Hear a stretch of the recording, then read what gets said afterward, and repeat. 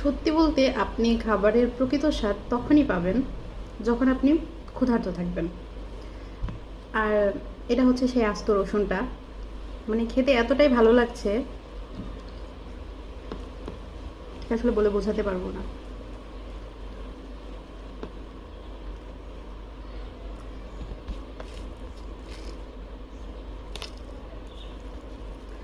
এমনিতে সাধারণত আমি হচ্ছে পোলাও খুব একটা খাই না, মানে আমার অতটা ভালো লাগে না খেতে, কিন্তু আজকে মানে সাংঘাতিক ক্ষুধা লাগছে।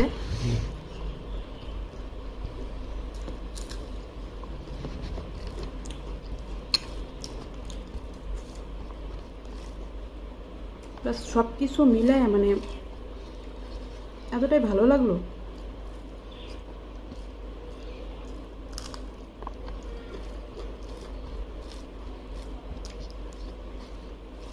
আল্লাহ তোমাকে করে বোঝাইতে পারবো না, অনেক বেশি ভালো লাগছে।